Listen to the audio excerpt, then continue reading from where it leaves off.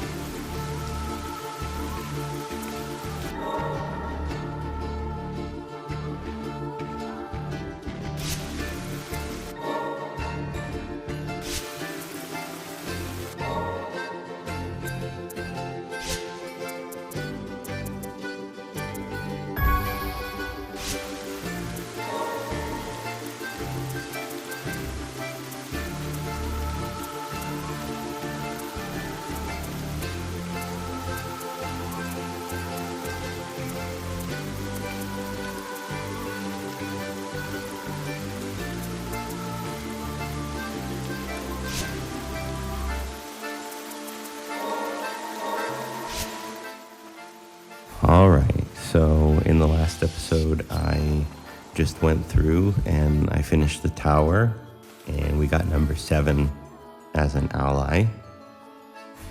And we will, at this point in time, we have 2 places we could go, Declan's Estate or the Sorcerer's Academy. And I choose the Sorcerer's Academy because I felt that the enemy in Declan's Estate was like kind of strong. So I chose the Sorcerer's Academy, and also because you can go 2 ways before you can get to Declan's Estate. You can either go to the Sorcerer's Academy or to the Steel District. I chose the Steel District first. But so Declan's Estate is like the next, it's further technically in the game than these 2 areas. So that makes sense. So we'll take the Sorcerer's Academy here first. And in hindsight, I think probably the Steel District, doing that first, was a better pick, but I'm not sure. People say that the boss of the Sorcerer's Academy, the witch, is like more difficult, or is difficult. They didn't say more for something, but they said that like she is difficult, but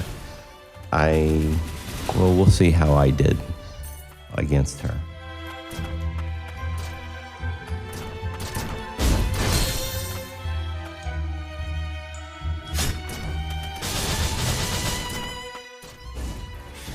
So we come across the new enemy here, and I'm just trying to check his movements out and how he behaves a little bit, testing the waters.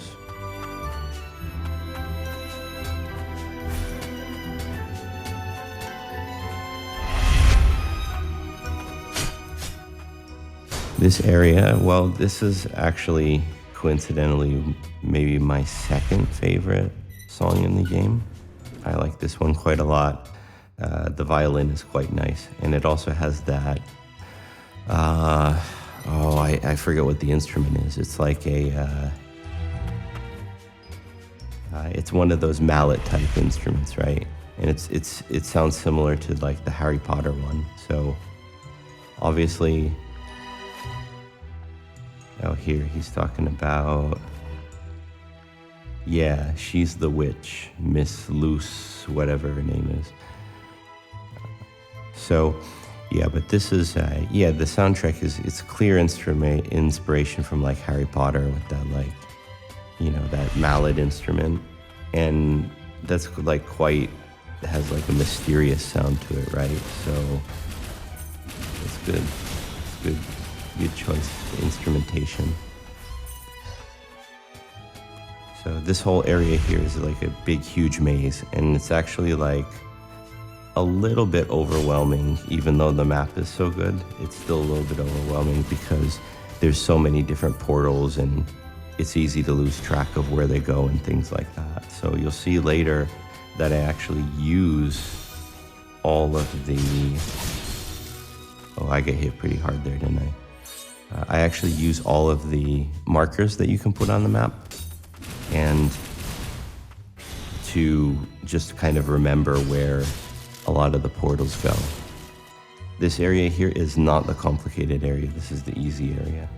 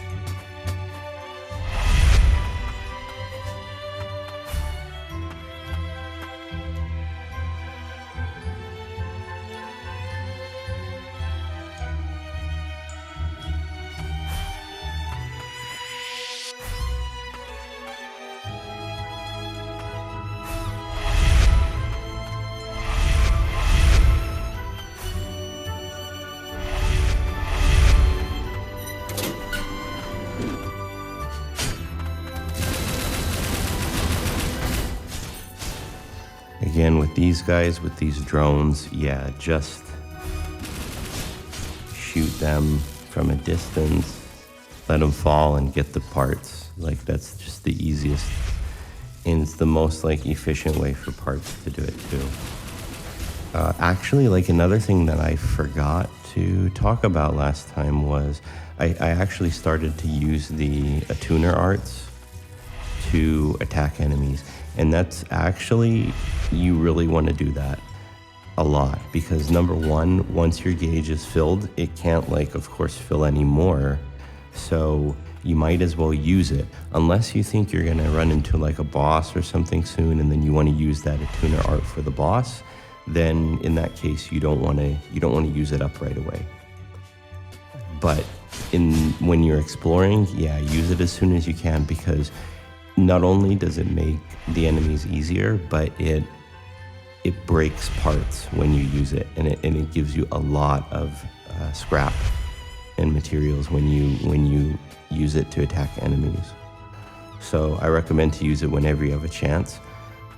The other thing is, I tried to break him there and didn't, so then I used the attuner art and I got 60 out of it anyway, which is not too bad. That one that I just did is one of my favorite ones, but the guns attuner art is like really like the best one. Even for single enemies, like if you can get them in the right position, you can hit them with like 3 of the orbs from that attuner art, and it's like huge amount of damage. And the other thing is too, is if there's a lot of enemies too, you can break a lot of parts and you can get a lot of resources that way. So I really recommend to like use the attuner arts whenever possible.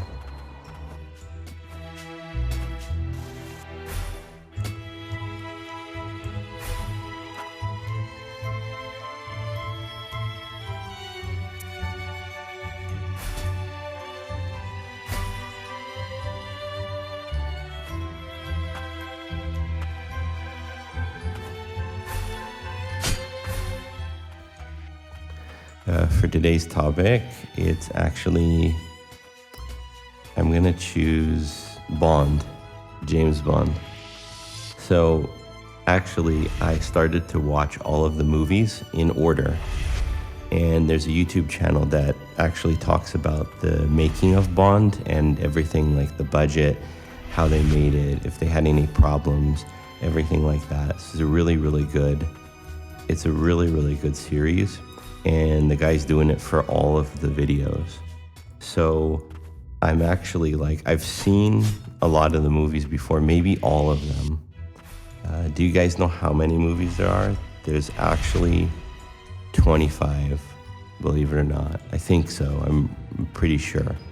Like 99% sure. It's 25 movies total, which is kind of crazy if you think about it. But you know, Connery and Moore were both in 7 of them, so that's 14 right there.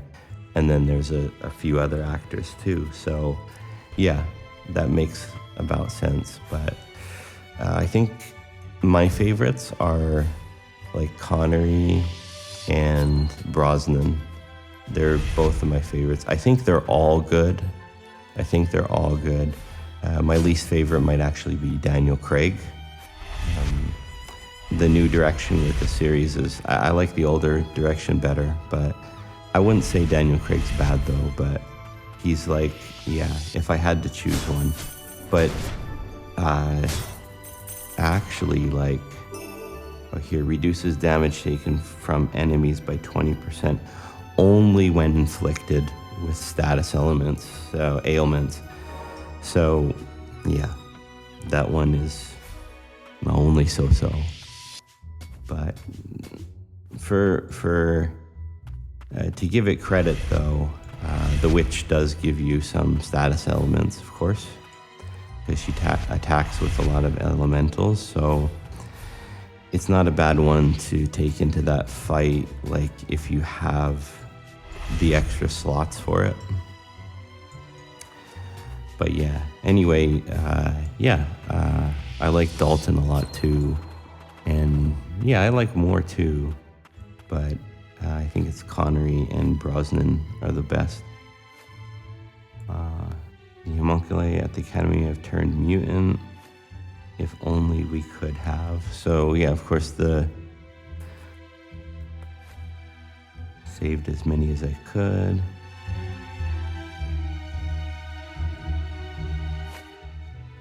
Yeah, so this is all about finding and saving the people. So that's why like the maze is so important.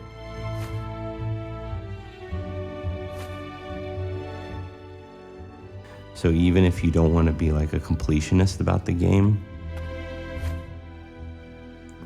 then you still have to go ahead and find them anyway and fill out the whole map section.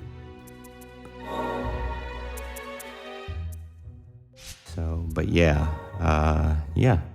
it's Brosnan, so like GoldenEye was the first one that I saw ever, and that just blew me away when I saw it, and it's still one of my favorite ones. It's so good. And even the intro movie is like really good, and the scene in the beginning is really good too, of course.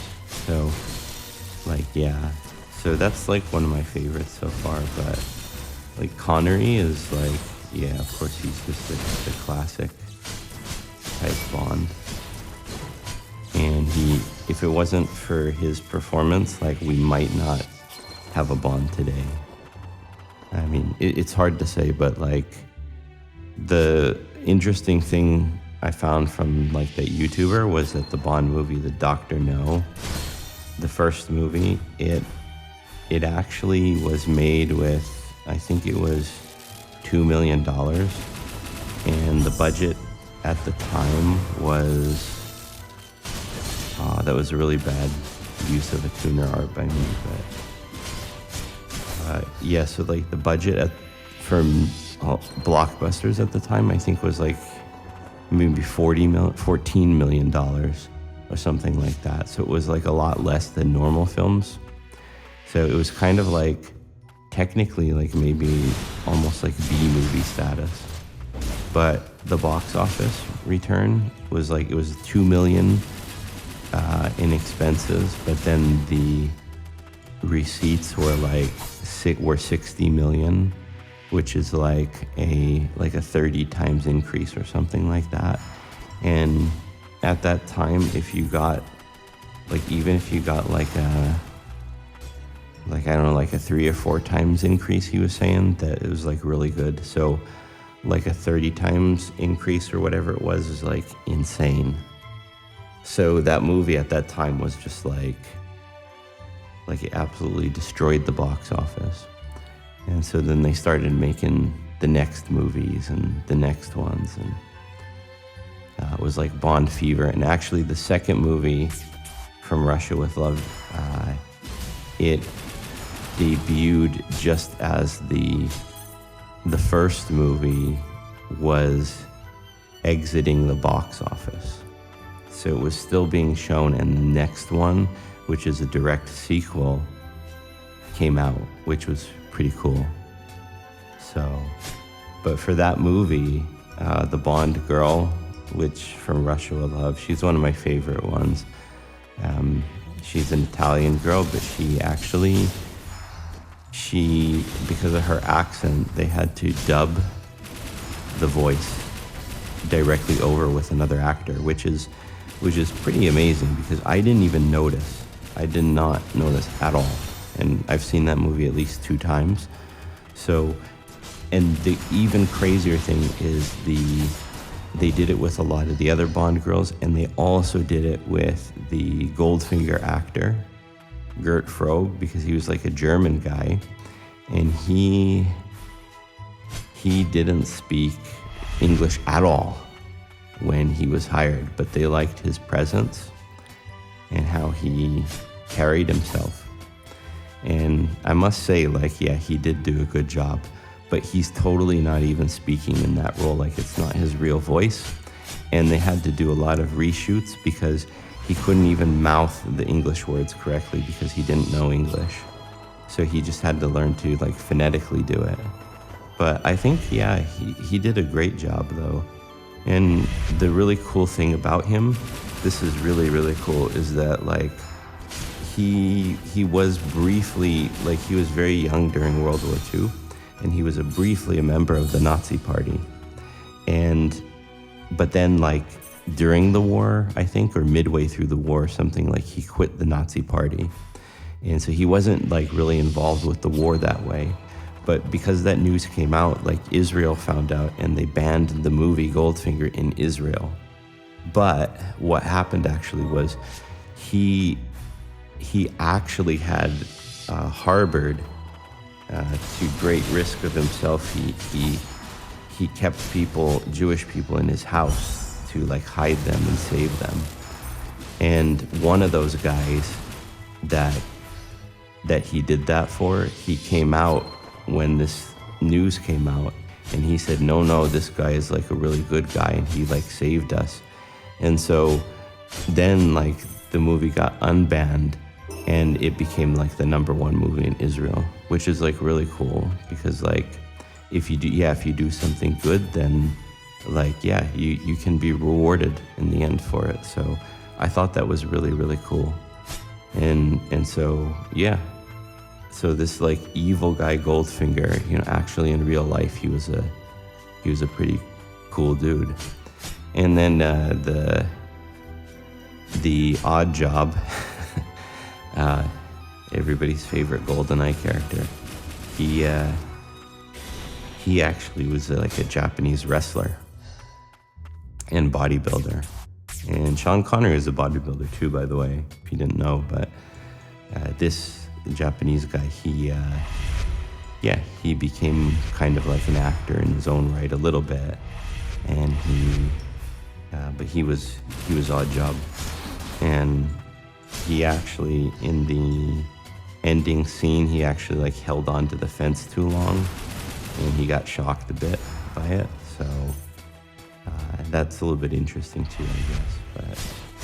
But yeah, I'm wondering like if any of you guys like Bonds, or if you have like a favorite movie or whatnot. So let me know if you care to. But yeah, that's my talk for this round. Bond, James Bond. I think so far I've seen the first 3 and GoldenEye in my like recent viewing, and I think GoldenEye is still my favorite, but I used to like Goldfinger more, but I think I like From Russia with Love more. So the fight scene at the end in the train is like really, really good actually. Like it's like the guy was talking, he said like now everybody who is like in a movie, like every single person is like a kung fu master when they have to fight in movies. And like, yeah, that's actually true. And if you think about it, that's like not so good. So in this one, it didn't have that like Hong Kong influence in the fighting, and it's just simple fighting. And they both were like pretty athletic guys, Connery and the other guy. And the director was a boxer, so the fight is actually like fairly realistic. So I recommend like watching From Russia with Love if you have a chance, and watch the fight at the end. And then of course it's not as flashy, but like really think about it and think, do you like it less or more than like the new Hollywood style fights where everybody is like this super master?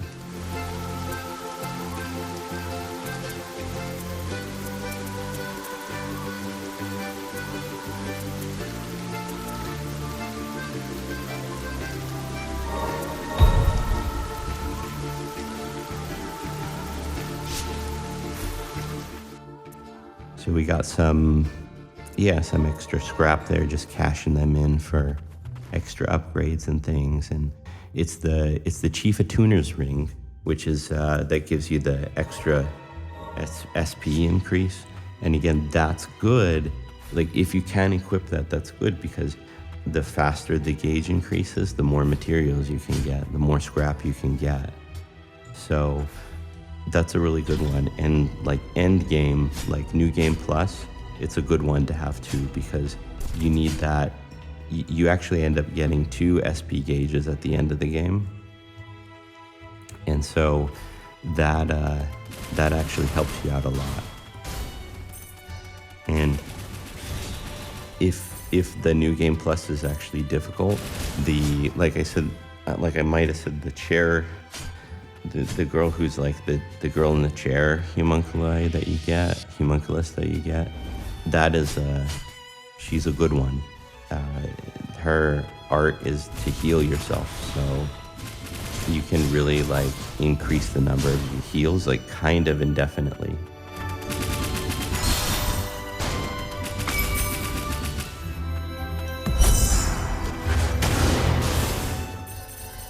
There's lots of scrap there, lots of materials.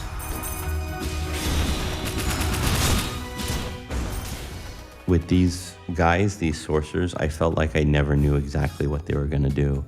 So I just kind of keep my distance and react to them like as best as I could.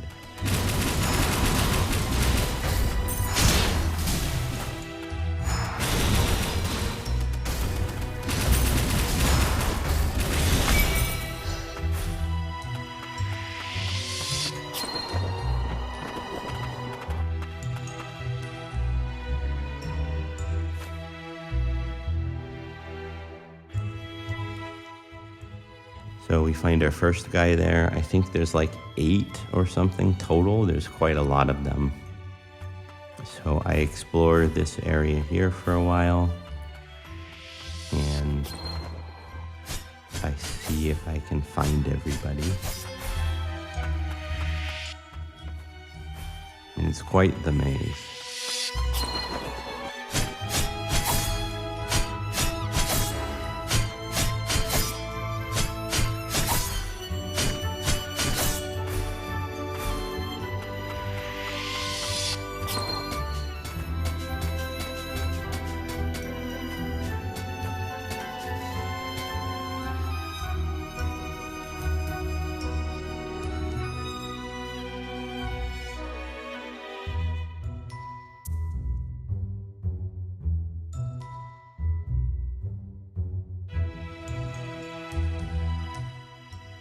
This foggy area here, I definitely want to move left as much as I can and just like clear it out as much as I can, just to see if there's like any secrets or anything, any platforms with stuff on it. And yeah, so nothing really, but later in the game, if you want, when you get that like rocket launch thing, then you can, it's a lot easier to look that way and just like launch yourself across the map. But at this point, I didn't know if I would get a function like that or not. So, and plus, even if I did, I might be able to get something early this way, like I did with that Origin Gem Core. So yeah, you might as well like search as much as you can as early as possible for games like these.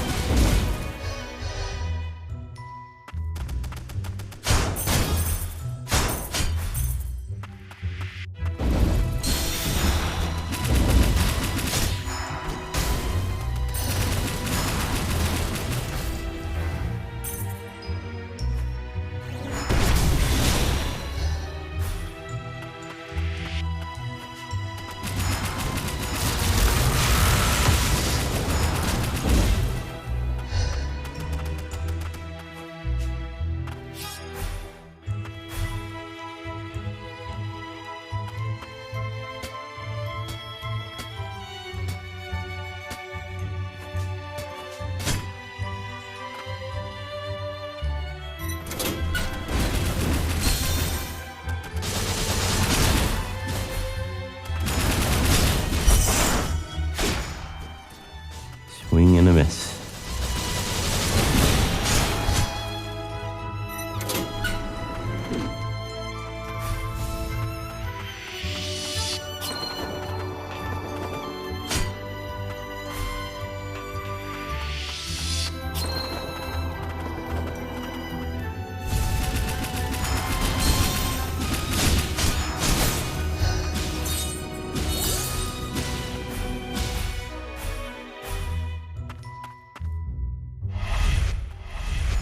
Always be vigilant if you're on fire or not.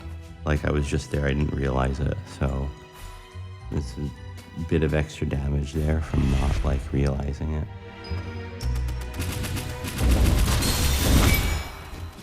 Yeah, these guys are kind of hitting me too much.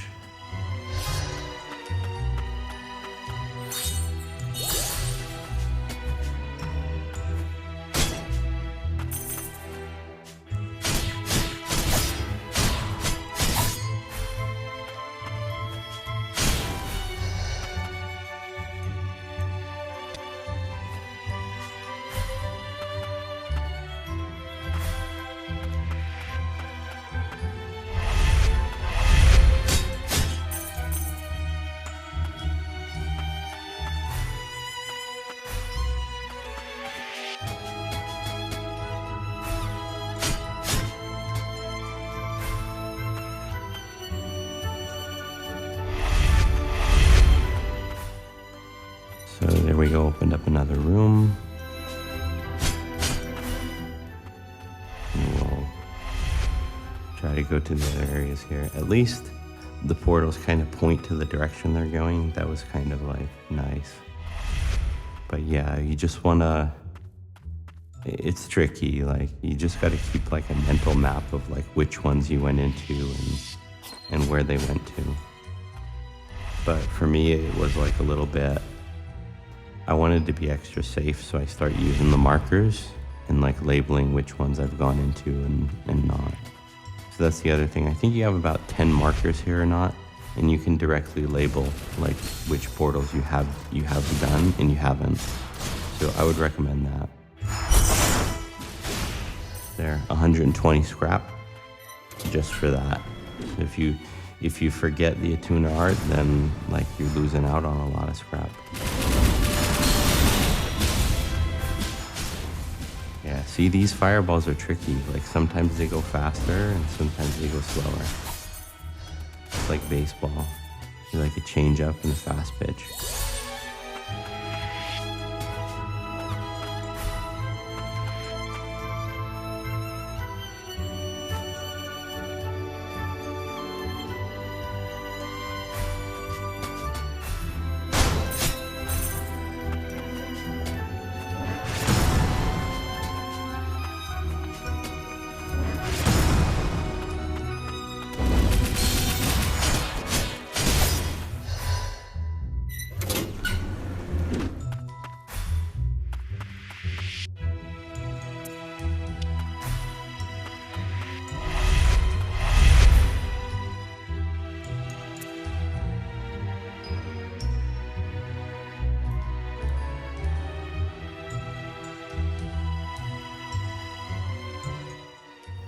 At this point, we've got kind of like half of the maze completed, but the rest of it is a little more, like it's a little less straightforward than this.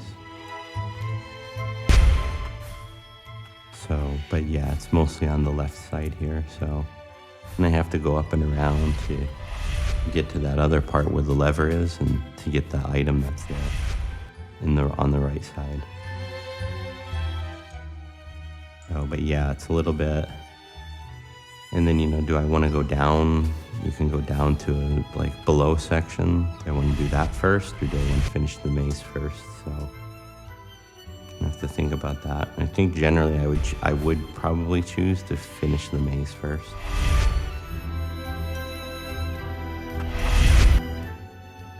But we'll see. I think now I'm wondering if I really got every available portal in the sections that I uncovered or not. So I think I'm testing that, and it would have been better to label everything from the get-go, I think.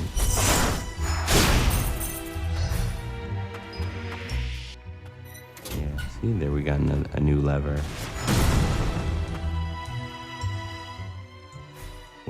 Which is, I guess it's necessary to go down here first before you go to the other area and up and around.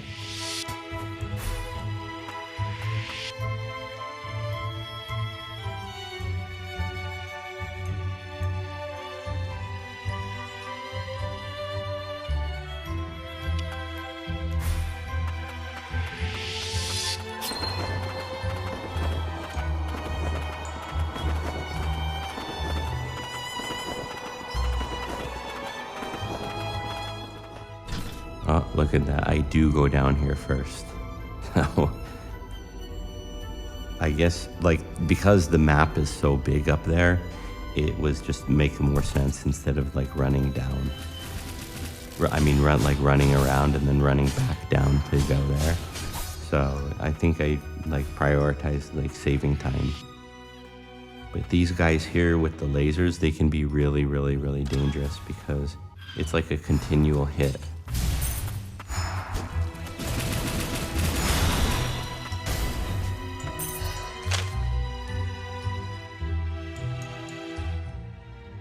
Shall never forget the day the rain of death first fell from the sky. The blight brought ruinous devastation upon the nation, turning all it touched into the undying vehicles of madness.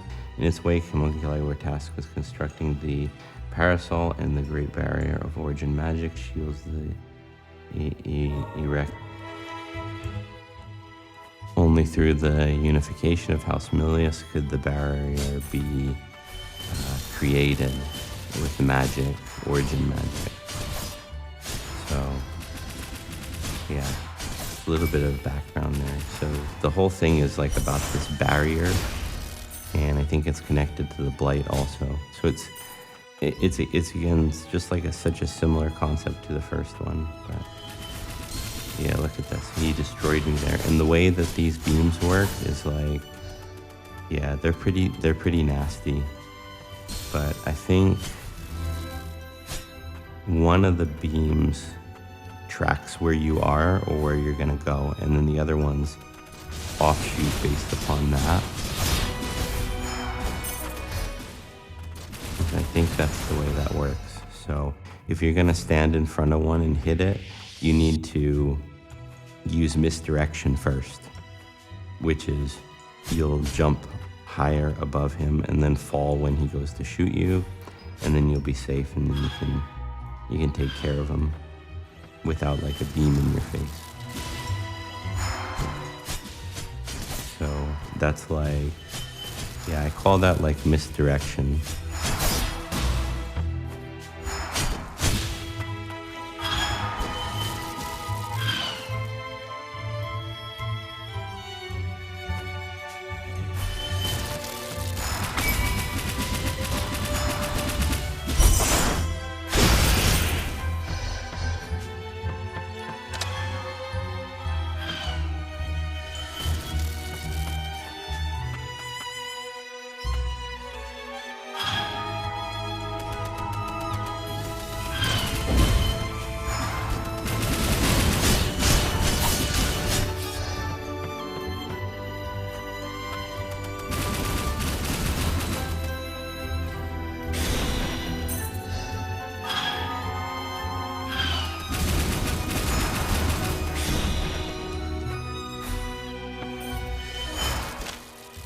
The land once ruled by the ancient peoples was annexed by a foreign power and divided into 6 nations. In time, the people of these nations came to be plagued by the wrath of verboten domain, from the first one, where it is said that the resentment of the ancients still festered. Land's End, founded in the north by a lord with an army of great knights, was situated. And so the Land's End was situated closest to the verboten domain. And that was the really like blighted place in the first game. And so this like verboten domain was like closest to Land's End. So that means in the first game, like that was all about like Land's End story. But then this one maybe is the second nation out of 6. So maybe at most we could have 6 games. Among the Frost Sorcerers, there were those that dreamed with new technologies of possibilities. These dreams led them to the door of House Milius. I was one of them. One could say I betrayed House Frost at the lowest point in history. Those two are said to have walked a common path once, but the ways of the sorcerer view of Kane Smith illustrate the differences between the two. So yeah, these are 2 different types of houses.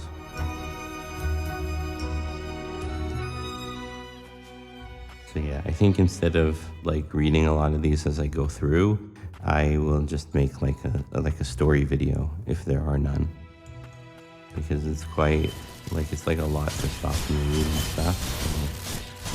So as I was going through, I just read everything like as quickly as I could and tried to like make sense of it, but it's like it's not like straightforward enough. So.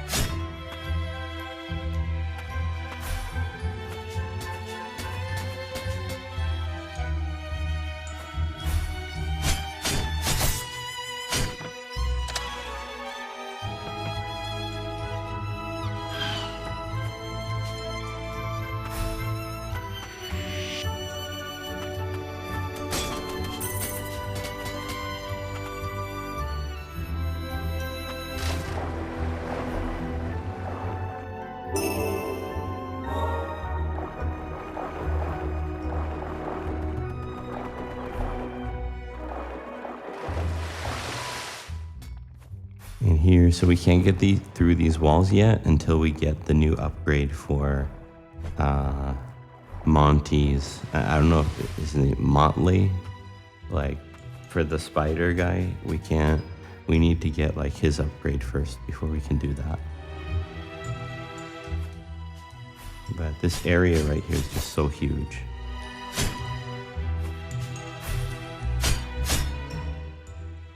So it's gonna take a little bit of time here to explore it and to figure out how to get this elevator thing out of the way here.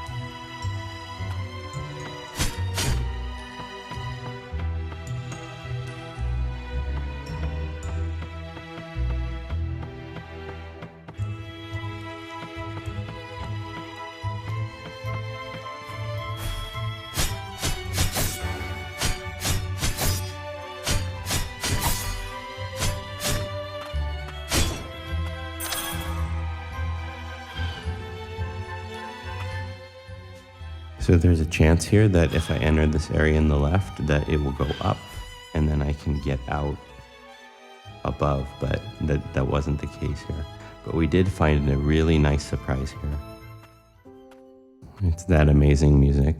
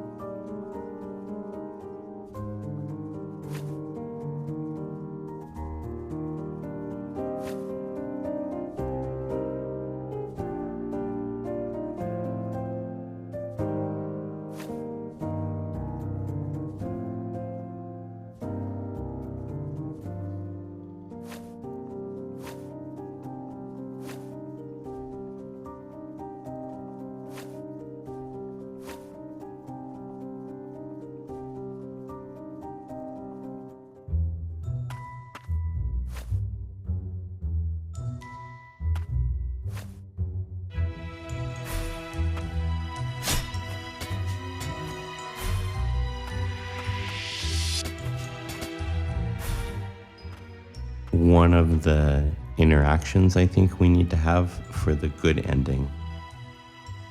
And it's like there's another place you have to, there's like one or two other places that you need to have a conversation with her.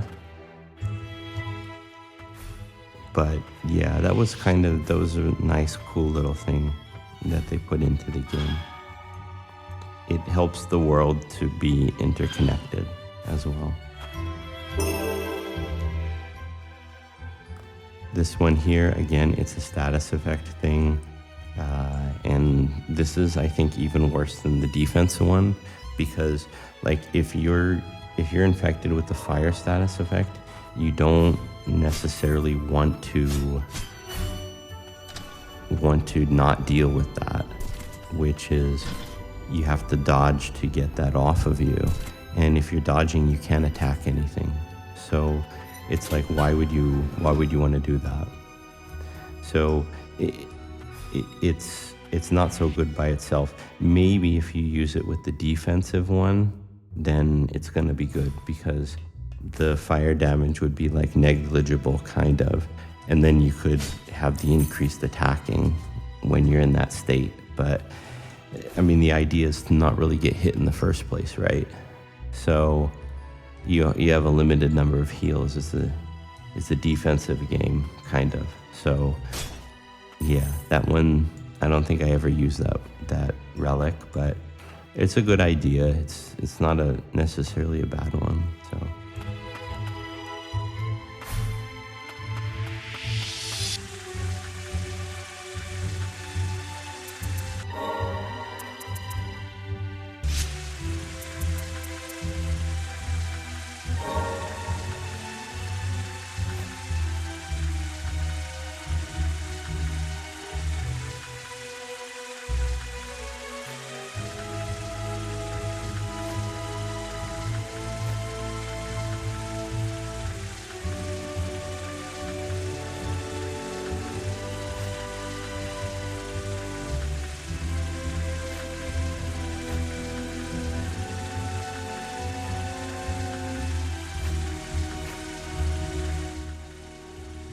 So there you go. Nice little interaction there. I like it when the characters kind of support each other and cheer each other on like that. That's always like a pretty cool thing to see in games, especially RPGs. So maybe it's even kind of a trope, but it's a good one. So that was a nice like little interaction there, I thought.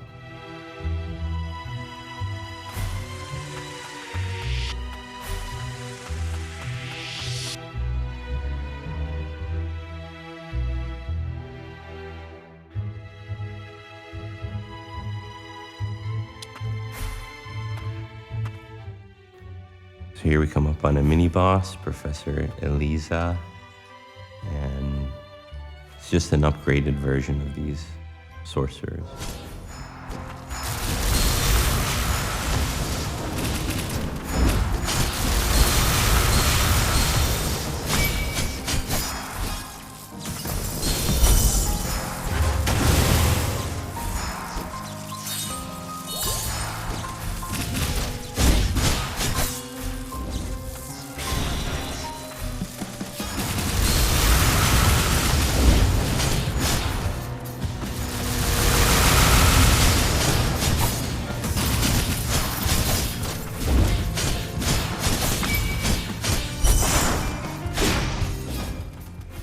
A swing and a miss again.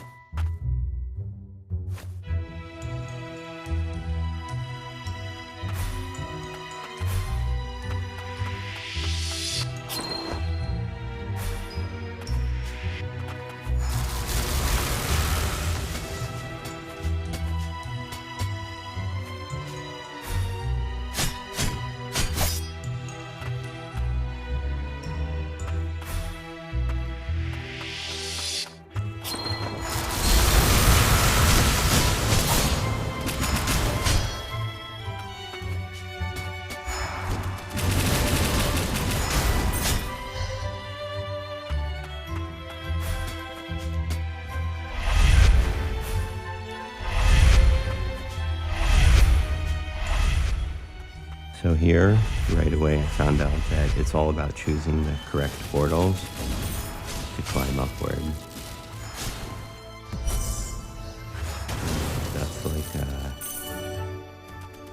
that kind of thing, yeah, they're gonna play around with the mechanic a little bit,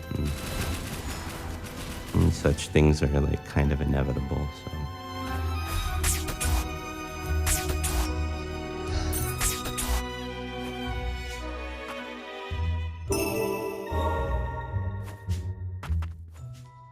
$1,800, that's a really good amount of materials right there.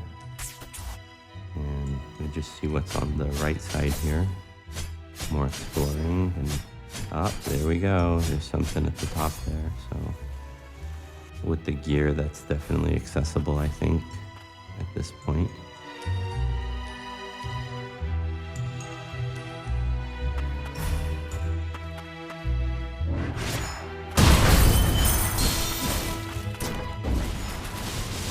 Sometimes you might as well just ground pound for the heck of it, even if you don't know or remember what's below you. And yeah, so some extra materials from those two guys earlier. So this episode was a lot of exploration also as well. Please join me in the next one, in part 11. This time it was just, a mini boss, a lot of exploring in the Sorcerer's Academy, and I think in the next video, I'm gonna get to the witch, and we're gonna see how I do against the witch, if I die or not. I can tell you for sure that the New Game Plus version of the witch was a lot harder than the first version of the witch. I had trouble against the New Game Plus version, and I didn't have myself optimized well enough. There was an issue with the defense, but with this gear, it's so easy. And there you go, another Origin Gem core. So this thing and the other one, the producers recognize that you can get there with this gear, but they realize that like not everybody will think to do that or try to do that. So these Origin Gem cores, they're like special goodies that you can get like a little bit earlier if you are resourceful enough. But so they probably placed everything strategically. Like I think they know that people can use this, and I think that's like kind of part of their intention. And so it was something that's a little bit obscure. They like, you notice, like they said, like in other things they said like somebody may be able to help. They said they didn't say this one can help you jump higher. It said it reduces the weight. So, and with that, again, please like and subscribe, and we'll see you on the next one. Thank you.